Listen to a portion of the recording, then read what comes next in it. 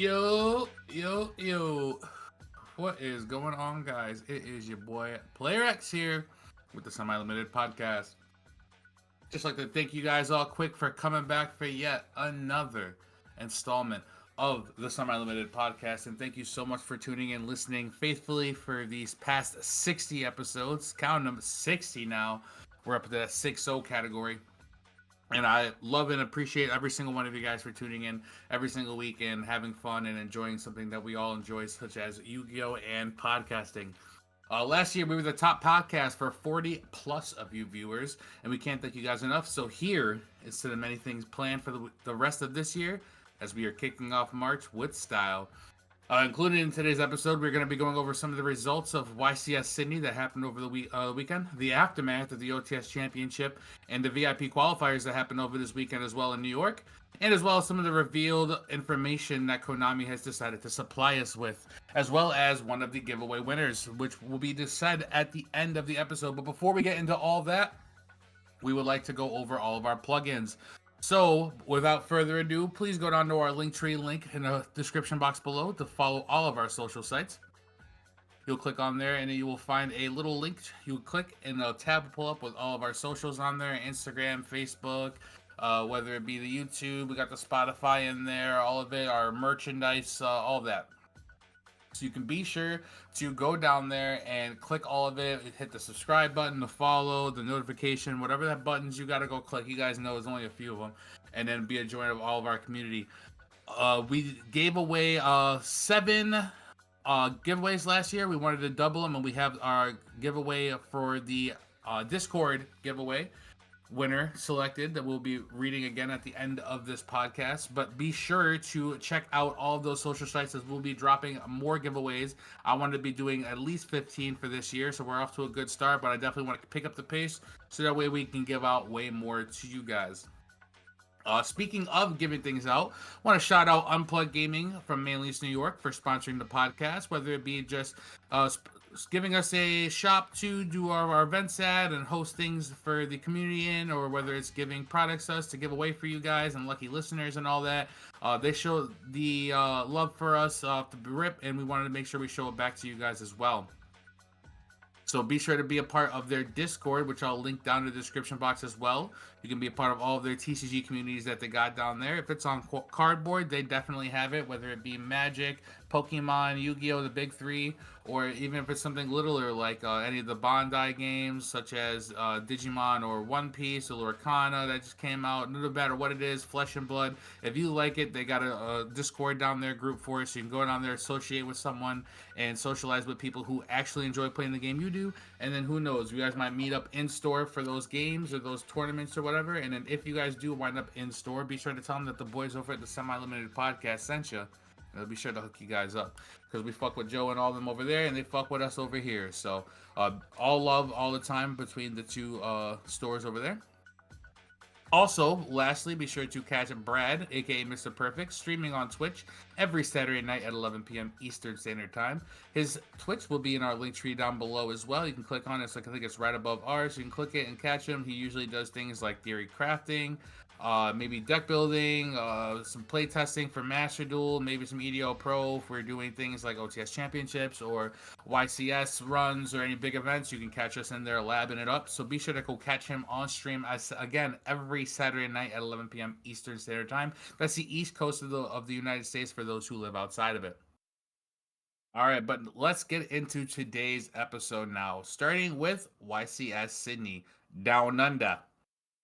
With 10 rounds of Swiss before it transitioned into Top Cut on day 2, Sydney's venue was packed with different array of decks and players. The breakdown for the room for the event was as followed. We have 14% Pure Snake Eye, 12% of the Fire King Snake Eye, 11% Voiceless Voice, 6% Brandon, 5% Kashtira, 4% Flaunderies, 4% Labyrinth, and then the rest of the pie graph, which are decks who are under 4%. Looks like it's going to be rogues. There is 42% of rogue or other class in the room, with an honorable mention to some of the decks like Horus, Vanquish Souls, and Solomon Great, who actually did make it into I would say feature sections for those because there wasn't stream, so there wasn't like a really live stream. It's like live stream feature match, but some of the highlights for the artists that were, or sorry, some of the highlights for the articles that were being written from the guys out there who were taking note of it. But with that, there was also great competitors in the room as well as like champions like LeBlanc, Kamal Crooks was in there. Yassine even took a trip out, and then we even had people like Christian Arena who were in attendance. But the event was eventually taken down by Jason Young, of all people, who piloted Pure Snake Eyes all the way to the top to secure the dub and bring home that trophy. It was a great event. I heard that the gameplay all around was really cool. I didn't get a chance to catch anything more than just the written matches that were submitted to the website, but I did hear through even players like Kamal, even though he did brick in the finals and it wasn't much of a, I guess, game to be seen there. He still even said that he enjoyed himself and it was a fun event and that most people thoroughly enjoyed the format and there wasn't a lot of complaining other than they wish it was on stream. But it's crazy also to see the tilt of the metagame now that we see a look at that breakdown from Fire King Snake Eyes being like just the hellblown dominant deck of the format and being all the rave to many players even opting to either side out the Fire King package when going second or even just cut the package altogether and just go with this pure Snake Eyes with a bunch of hand trap. You got like 20 engine cards, 20 non-engine, and then just hope that you're going to see 2 or 3 non-engine with some engine in there and hopefully you got a game going on your hands. But it's crazy just to me to see how everyone was just super on the Fire King wave, and then now they're talking about Garunix and Kieran being Garnets. Arvada's not even worth it. They went from playing Skybridge and Sanctuary and fucking the revive one, the Fire King revive card. Now to they cut the Skyburn, they cut the quick play revive, and now they're only playing the Sanctuary for the island, which shit, that might even get cut. And for that, you might as well cut the rest of the engine like most of the other players did. But also, speaking of competition, moving more towards the statewide news, we also have New York, who just had their stretch of OTS championships and VIP qualifiers for over the weekend, and it brought some competitiveness out of all of us, especially here in the Syracuse area. Many Cusians went out to participate in the event, which was hosted at Rochester in Millennium Games. For those who don't know out there, Millennium Games is one of the biggest card shops and gaming tables that they have out, I think, in the state, honestly. So if you're ever out there in the, I would say, Western New York, be sure to go check them out. It's once again called Millennium Games, and they usually have the OTS championships and VIP qualifiers out for our area, which brings out a lot of the competition from not only Syracuse area and the Rochester area, but also the Buffalo area. And they came out with a vengeance. But a lot of the Syracusans over the past weekend went out. We had people do phenomenal, like Christian Murray, who was undefeated with his Raid Raptor deck for most of the day. I think it was like round 4 or 5, and we checked back in with him, and he had said that he was still undefeated. It was like, oh wow, it's just crazy. I think maybe he was X1, but he was doing great. No one knew what the fuck that deck does. Even we didn't know what the hell it did. So it was wild to see how that unfolded for him. And then our team affiliate, even Brad Stevens, aka Mr. Perfect, for most of you guys who know him, even won his feature match on stream at the venue.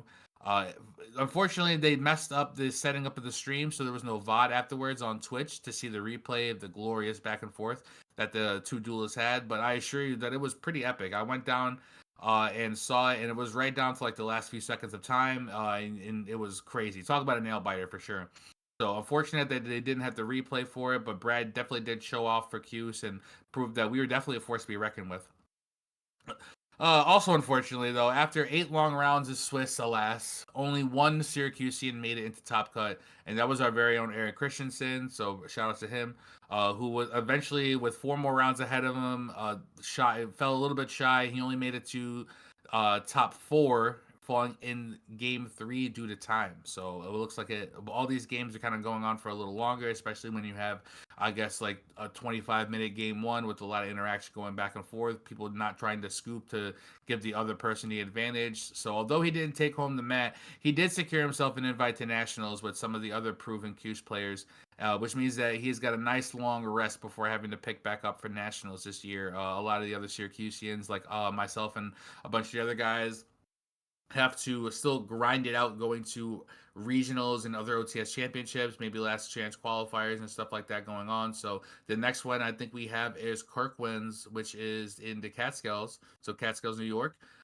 in I want to say March 30th at the end of the month. So in the latter end of this month, you guys can be sure to catch us out there again, trying to rip and run, get that mag, get that Dex box, and even get that invite to nationals. But speaking of that OTS championship, it was eventually won by Buffalo's very own Devin Rodriguez, who, ironically enough, went right back to Rochester the very next week and attended their VIP qualifier and won it. So not only did he win an OTS championship, but then the very next week he went back, I think with the same list or maybe like one or two alterations, and then won the event. So proving that for the first time wasn't a fluke. And as the VIP qualifiers are Swiss rounds only, so if you lose more than once, or even if you lose once, that's all you need to knock yourself out of the contention. As there are no other prize supports for anyone else other than first place. You either get first place and you get your VIP qualifier like pass. You get the first 2 rounds free. So basically, you can stroll into the event at like 11 o'clock. You get to sleep in, get yourself a nice little breakfast as well as your own little section. So people have to walk to you. You don't have to walk around all day. You know exactly where you're going to be. Your boys can come hang out with you between rounds and stuff. It's actually kind of cool to have that little setup. So kudos to him for not only doing it once, but going back and doing it twice. So he is proving to be one of the best duelists, and with Snake Eyes, no less. It's crazy to see that. And then with that being said, as we're mentioning the national season and whatnot, Konami also decided to drop a few pieces of acknowledgement for us over these past few weeks. So we're going to dive into this last section of the reveals, basically what's new. One of them being the revealed location for the coveted World Championship for Yu-Gi-Oh! For 2024, which switches locations every year for each hemisphere, going from Europe to South America to North America, even to places like Japan, Asia, all over. So this year, for some odd reason, is heading over to the U.S., and the U.S. decided to, believe it or not, chose to host it in Seattle, Washington, of all places. Why? Who the fuck knows? But that's right. You heard it. Fucking Seattle, Washington is the destination of our highest rating Yu-Gi-Oh! Event of the year, which I don't know about some of y'all, just seems kind of bleak to me. I remember Eric Christensen, who we talked about earlier, telling me about how when he went to Worlds, he was, or at least won his YCS to go to Worlds, he was very excited to go travel. Konami pays for the expenses, they pay for your flight, your hotel stay, all that stuff out there. And unfortunately, when it was being hosted, it was being hosted in the U.S. and not even somewhere like California or something like that. It was being hosted in Florida, which he already resided in. So he got, instead of the nice flight and the hotel stay, he got a nice limo ride which he had to actually share with someone else. It wasn't even like his own limo. So I don't know what's going on with Konami, but they're just picking the weirdest of destinations. So Seattle, Washington is where all of you hard-earned duelists are winding up to go. So I hope you pack your bags for a very rainy season, because, yeah, it's crazy out there for weather-wise. Another piece of information that Konami decided to drop upon us was let us know that they've partnered with not only McDonald's again, but also Hello Kitty this time. And it's to bring us these little Yu-Gi-Oh! Themed Hello Kitty stuffed animals. Yeah, these little Happy Meals if you attend any of the McDonald's in the Belgium area. So yeah, Belgium, Europe, people, is the only place that you can get this.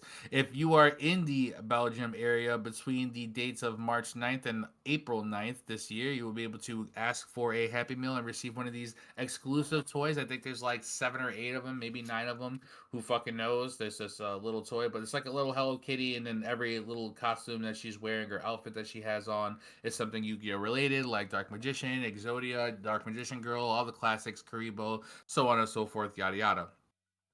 I mean, I think it's a cool little idea. I like it. I just hate the execution personally. I don't understand why you only like limit it to one region, unless it's maybe like a trial run. You kind of want to like get like a test idea for it. So like try it out in this area first for some specific market strategy, and then move it over to other places, because they're almost doing what they did again with the plush being the rescue rabbit, where you can kind of sign up for it and they kind of give it up for you.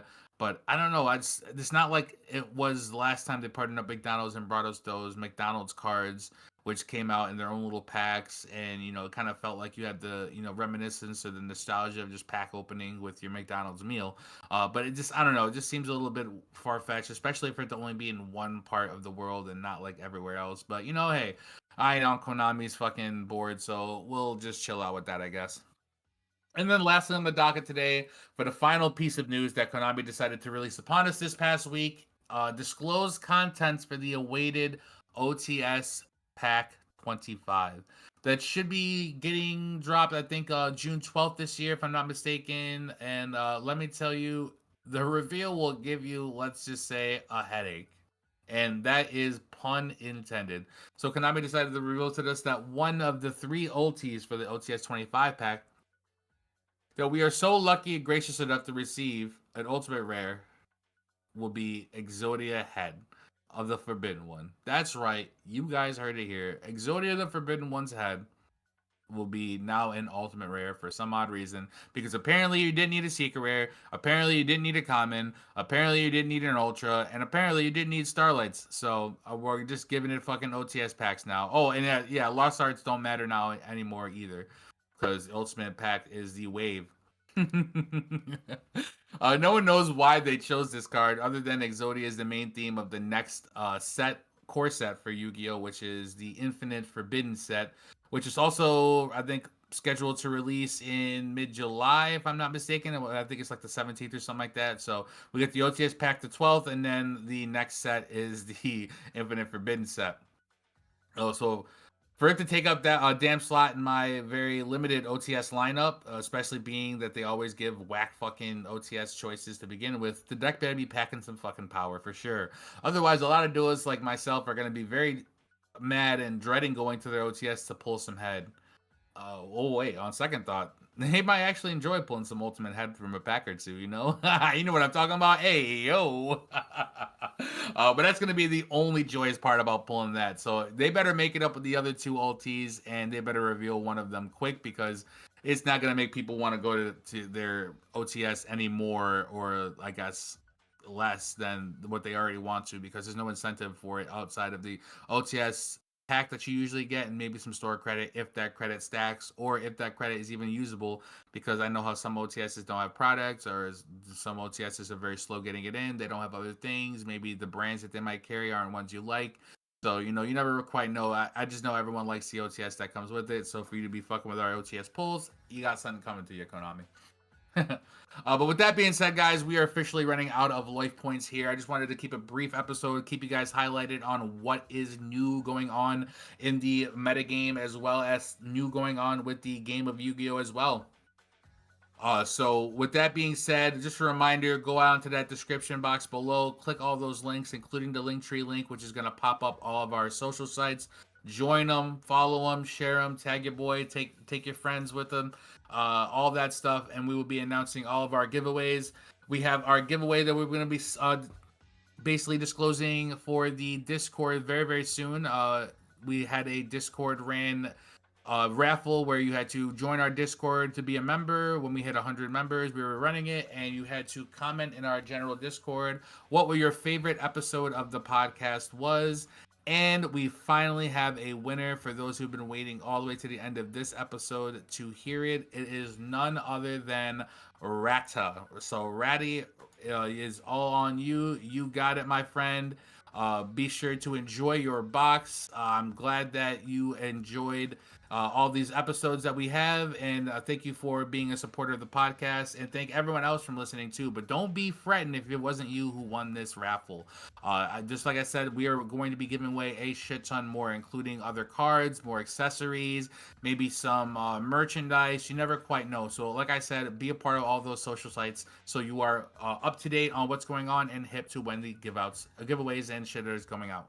Also, be sure to go check out our Discord for our sponsor, Unplugged Gaming. You can go check them out down in the description box below, and check out all of the card game communities that they have on there. Be a part of them. Be sure to communicate with all of them. Make sure to go in store, and if you guys do pop up in store, once again, be sure to tell them that the semi-limited podcast sent you, because they'll be sure to hook you guys up. All right, whether it be maybe a little discount here, then maybe some free hookups, maybe some merchandise from them. You never quite know. They do like to surprise their customers and their community, so you can be a part of that too by mentioning that you are a part of our community as well.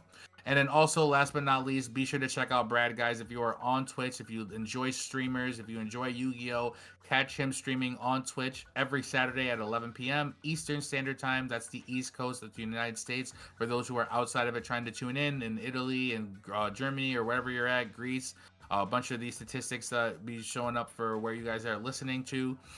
So be sure to catch him on Twitch, whether he's deck crafting, maybe he's doing some theorying, maybe he's cooking up on Master Duel, maybe he's cooking niggas up on fucking EDO, who knows? But be sure to catch him there. He'll be interacting with the chat. You guys might find yourself on the Friday night wrap up that we guys be having for you guys. So without any further ado, thank you so much for tuning in and having a great episode.